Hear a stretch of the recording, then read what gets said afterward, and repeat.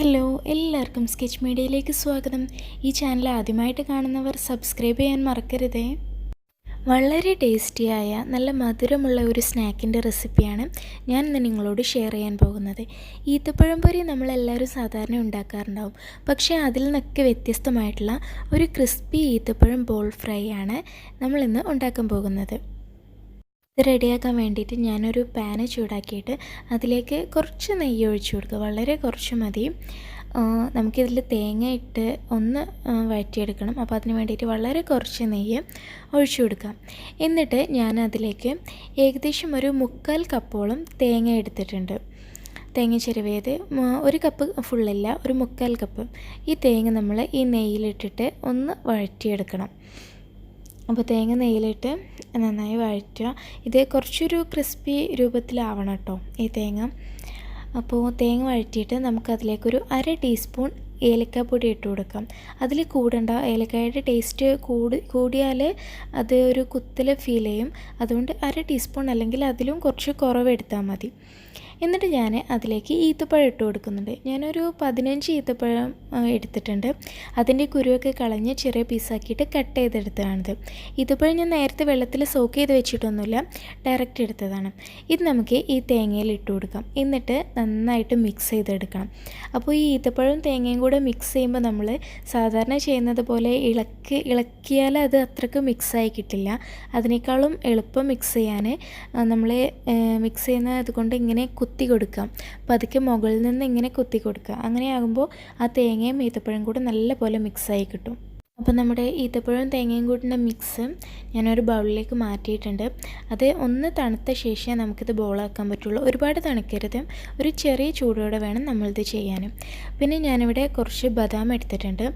ഈ ബദാം നമുക്ക് ഈ ഈത്തപ്പഴത്തിൻ്റെ ബോൾ ഉണ്ടാക്കുമ്പോൾ അതിൻ്റെ ഉള്ളിൽ വെച്ച് കവർ ചെയ്യാനാണ്. ബദാം തന്നെ വേണം നിർബന്ധമില്ല കേട്ടോ. നമുക്ക് അണ്ടിപ്പരിപ്പം ഏതാണ് നമുക്ക് ഇഷ്ടമുള്ളത് വെച്ചാൽ അത് നമുക്ക് എടുക്കാം. ഞാൻ ബദാമാണ് എടുത്തതെന്ന് മാത്രം.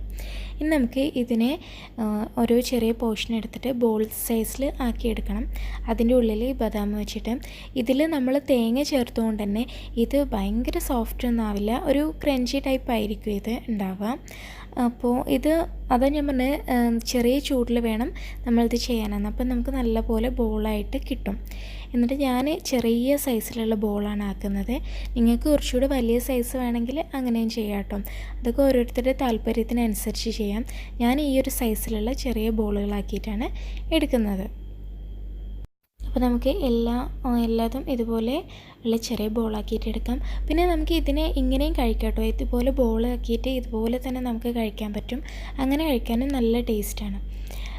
ഇത് കയ്യിലൊട്ടി പിടിക്കുകയൊന്നുമില്ല, നല്ല ഡ്രൈ ആയിട്ട് തന്നെ ഇരിക്കും. അപ്പോൾ ഇതുപോലെ കഴിക്കാനും ടേസ്റ്റാണ്. അപ്പോൾ നമ്മളിപ്പോൾ ഇത് ഒരു ബാറ്ററിൽ മുക്കിയിട്ടൊന്ന് ഫ്രൈ ചെയ്തെടുക്കാൻ പോവുകയാണ്.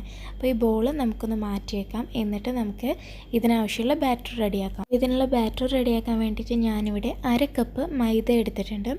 ഇനി ഈ മൈദയിലേക്ക് നമുക്ക് കുറച്ച് ഉപ്പ് ചേർത്ത് കൊടുക്കാം. വളരെ കുറച്ച് ഉപ്പ് ചേർത്തിട്ട് ഒന്ന് മിക്സ് ചെയ്തെടുക്കാം.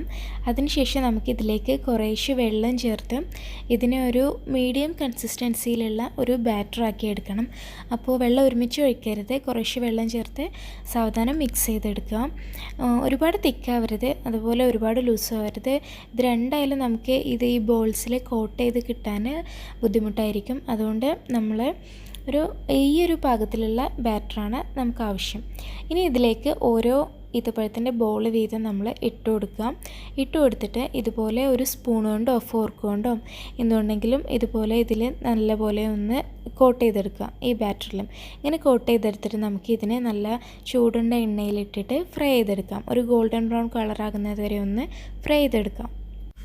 ഓരോ ബോൾ വീതം ഇതുപോലെ നമുക്ക് എണ്ണയിൽ ഇട്ട് കൊടുക്കാം.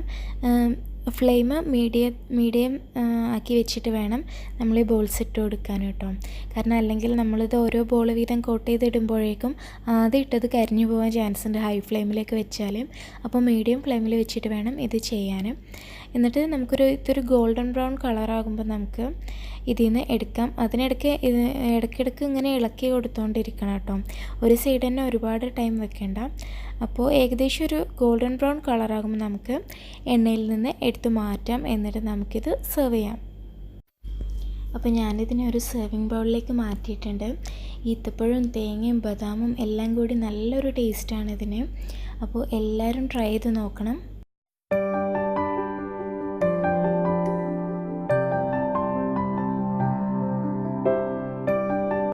ഈ വീഡിയോ എല്ലാവർക്കും ഇഷ്ടമായെന്ന് കരുതുന്നു. ഇൻഷാ അല്ലാഹ് അടുത്ത ദിവസങ്ങളിൽ മറ്റൊരു റെസിപ്പിയുമായി വീണ്ടും വരാം.